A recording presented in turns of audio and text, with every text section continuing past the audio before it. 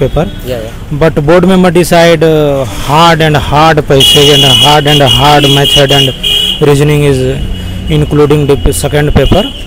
So this type of judgments is reason is that only sincere students selected civil services exam. This is my second attempt actually. So the paper was very tough, very unconventional. Like earlier the papers used to have some around 50% of easiest questions in CSAT, but today's exam around like only 30% are like one or single step answerable questions and remaining are में moderate type question थे और ज़्यादा static portion था. इतना current affairs से हर बार होता है, इस बार इतना नहीं था, स्टैटिक पोर्शन ज़्यादा था. आई मीन आपका कॉन्सेप्ट क्लियर होगा तभी आप अटेम्प्ट कर पाओगे.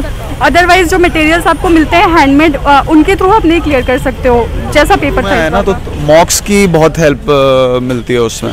लाइक प्रीवियस ईयर्स क्वेश्चन जो सॉल्व करके आया था ना, मैंने लास्ट 5 ईयर्स के मैंने करे थे ये CSAT पेपर 2 के, तो स्ट्रैटेजी डेवलप कर ली थी और उसके बाद उसको GS स्कोर की टेस्ट सीरीज मैंने ली और उसमें ना अटेम्प्ट करके देखा था तो मेरा ठीक ठाक स्कोर बन रहा था. मैथमेटिक्स था, रीजनिंग था और कंप्रीहेंशन था. तो मतलब कंप्रीहेंशन थोड़ा ठीक था और मैथ रीजनिंग जिसका मतलब अच्छी प्रैक्टिस है तो वो भी मतलब कर लिया जाएगा. सर पेपर दिया था उसके लिए तो मैंने 2 से 4 टेस्ट सीरीज लगाई थी और प्रीवियस ईयर के भी टेस्ट लिए थे. तो उसमें GS का ज़्यादा फोकस किया था मैंने. GS स्कोर के टेस्ट सीरीज थे उसको पढ़ा था मैंने.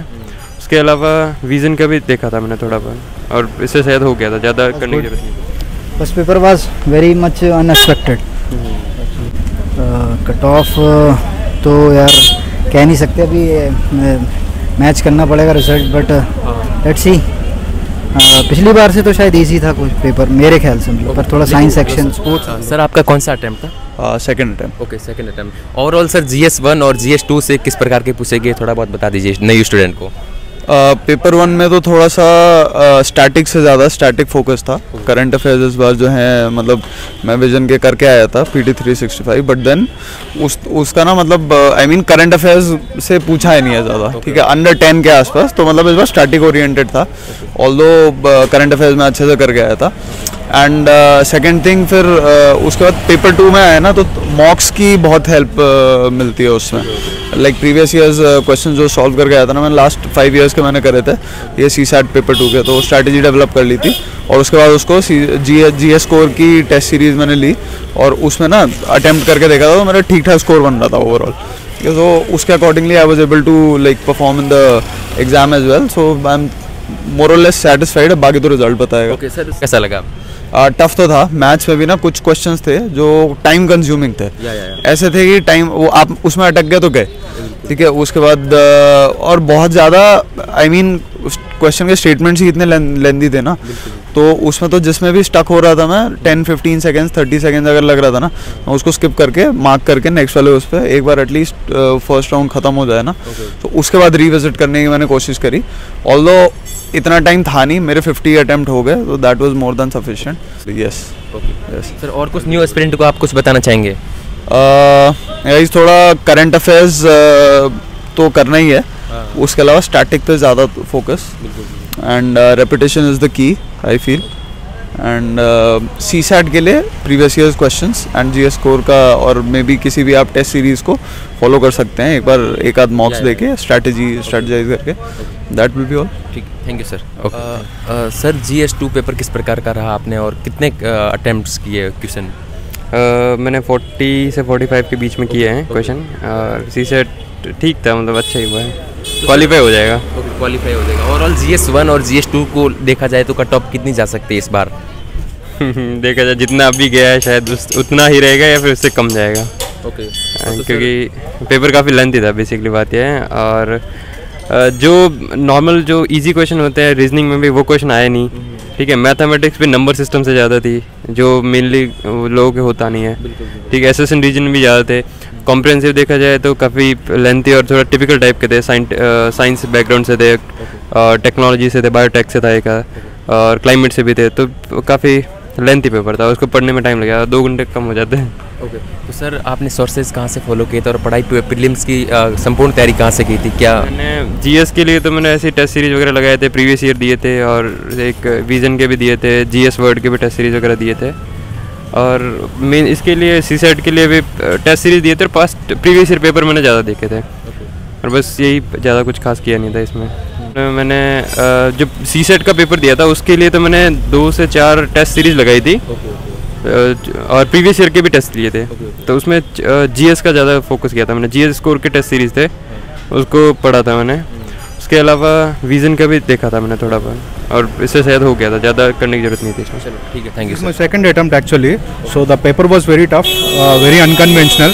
Like earlier the papers used to have some around 50% of easiest questions in CSAT, but today's exam around like only 30% are like one or single step answerable questions, and remaining are very tough. And coming to the passages are normally some questions will be having 2 questions, some paragraphs having 2 questions, but in today's exam only one passage having 2 questions and all other passages having only one question. So it is very time taking for the paper, and I hope I'll qualify. Let's see the result. Thank you. Thank you sir, thank you. Set के question बहुत easy थे, मतलब एक तरह से easy नहीं, average थे। बस टाइम कंज्यूमिंग ज़्यादा था। मैथमेटिक्स बैकग्राउंड नहीं है शायद उनके लिए हार्ड होगा, लेकिन जिनका मैथमेटिक्स बैकग्राउंड है उनके लिए इजी ही था। ओके सर, GS1 और GS2 कुल मिला के कैसा ओवरऑल रहा आपका? मेरा तो ये सेकंड पेपर अच्छा गया, फर्स्ट पेपर एवरेज गया, कुछ कह नहीं सकते। फर्स्ट पेपर में क्वेश्चंस बहुत आउट ऑफ द सिलेबस इस बार दिए। ओके, तो फिर क्या लगता है आपको एक्सपेक्टेड कट ऑफ कितनी जा सकती है इस बार? मुझे तो लगता है पिछले बार से कम ही जाएगी। जहाँ सर आपका पिछली बार आपने दिया था प्रीलिम्स? मेरा फर्स्ट अटेम्प्ट। सर आपने सोर्सेज कहाँ से फॉलो की थी प्रीलिम्स के लिए? सर मैंने तो क्लास किए थे जीएस के, और फिर कुछ सेल्फ स्टडी ही की थी, मोस्टली सेल्फ स्टडी थी, क्लास था। ठीक है, थैंक यू। बता सकते हैं आप? Today time very critical CSAT paper. Reason is that civil services after that 33% marks achieve in CSAT paper. But board member decide hard passage and hard method and reasoning is including the second paper. So this type of judgments is reason is that only sincere student selected civil services examination. So I am very peaceful both paper, and UPSC is always serious candidate appear in examination hall. Non-serious student always ignored for UPSC. First and second paper both are usually same paper. Thank you. Thank you sir. Question पूछिएगा आपसे। GS2 में question जो भी था थोड़ा normal था, ज़्यादा tough नहीं था क्वेश्चन। अच्छा, आपका कौन सा अटेम्प्ट था? मेरा सेकेंड अटेम्प्ट था। सेकेंड अटेम्प्ट में तो फर्स्ट अटेम्प्ट और सेकेंड अटेम्प्ट में आपको क्या अंतर लगा? फर्स्ट अटेम्प्ट से सेकेंड पेपर सरल था, फर्स्ट पेपर में थोड़ा टफ था। आज के में पहले में भी था। तो आपको क्या लगता है कट ऑफ कितने तक जा सकती है एक्सपेक्टेड कट ऑफ पिछले से कुछ ज़्यादा जाएगी, क्योंकि अब की बार बच्चे कम एग्ज़ाम भी दिए हैं। थोड़ा सेकेंड पेपर भी सही था, बाकी सही है, कोई दिक्कत नहीं है। कौन सा अटेम्प्ट था आपका? फर्स्ट अटेम्प्ट था। आपका? थर्ड अटेम्प्ट था। ओके मैम, किस प्रकार के क्वेश्चन पूछेंगे आप थोड़ा बहुत बता सकते हैं कि जैसे GS1 और GS2 में कंपैरिजन में ओवरऑल कैसा रहा आपका एग्जाम आज? GS1 में मॉडरेट टाइप क्वेश्चन थे और ज़्यादा स्टैटिक पोर्शन था। इतना करंट अफेयर्स से हर बार होता है, इस बार इतना नहीं था, स्टैटिक पोर्शन ज़्यादा था। और CSAT है तो CSAT में तो नॉर्मली ठीक था, मतलब इजी क्वेश्चंस भी थे और मॉडरेट भी थे। क्या मैम आपका बैकग्राउंड मैथ्स से है क्या? नहीं, ह्यूमैनिटीज़ था। ओके, तो अभी बता रहे थे कि मैथ बैकग्राउंड था जिनका तो ओवरऑल सही रहा, लेकिन जो मैथ्स से नहीं है उनका थोड़ा CSAT खराब रहा, कैसा भी? नहीं, मेरा थोड़ा क्योंकि जैसे कि मैंने प्रिपरेशन की थी CSAT की भी अच्छे से, तो मेरा काफ़ी ठीक रहा है। नॉर्मली क्वेश्चन थोड़े टफ थे, लेकिन ये है कि अगर आप प्रैक्टिस कर रहे हो तो थोड़ा आसान रहता है। मैम आपने प्रीलिम्स के लिए कहाँ से सोर्सेज फॉलो किए थे? मैंने ऑनलाइन कई सारे सोर्सेज फॉलो किए थे, जैसे करंट अफेयर के लिए ओनली IAS, दृष्टि IAS और विजन PT 365। तो मैम अभी न्यू एस्पिरेंट को आप क्या सजेशन देना चाहेंगे, किन गलतियों को नहीं करना चाहिए? अब मेरे ख्याल से मैं यही बताना चाहूँगी कि एक तो स्टैटिक पोर्शन भी और करंट अफेयर्स भी दोनों को ही इक्वल इम्पोर्टेंस दे, क्योंकि कई बार ऐसा होता है ना, हम स्टैटिक को छोड़ देते हैं कि करंट अफेयर ज़्यादा आ रहा है एग्जाम में, तो वो भी इक्वली इम्पोर्टेंस है। और CSAT में CSAT को बिल्कुल भी ना करे, क्योंकि CSAT में कॉम्प्रिहेंशन और जैसे कि रीजनिंग वगैरह उसको बहुत अच्छे से करे, CSAT को भी नेगलेक्ट बिल्कुल ना करे। तो और यही कहूँगी कि ये है कि स्टैटिक और करंट अफेयर दोनों को इक्वल लेके चले, क्योंकि ये नहीं पता कि एग्जाम में किस बार क्या आ जाए। कई बार करंट अफेयर ज़्यादा जाता तो कई बार स्टैटिक पोर्शन, जैसे कि इस बार स्टैटिक था, लास्ट ईयर ये था कि करंट अफेयर से ज़्यादा क्वेश्चंस थे। इस बार के सारे क्वेश्चंस कॉन्सेप्ट बेस्ड थे। आई मीन आपका कॉन्सेप्ट क्लियर होगा तभी आप अटेम्प्ट कर पाओगे।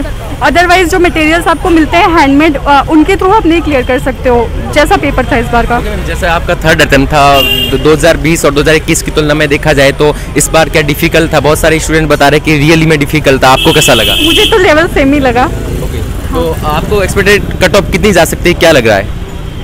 कुछ कह नहीं सकते क्योंकि अनप्रेडिक्टेबल होता है। अगर लास्ट 3 इयर्स का देखें तो कभी 100 गया है और 102, 5 और इस बार 91 था, तो मे बी 90 to 100 के बीच में ही कम है चांसेस कि थोड़ा कट ऑफ कम ही जाए। हाँ, वही 90 to 100 के बीच में ही। Thank you ma'am. थैंक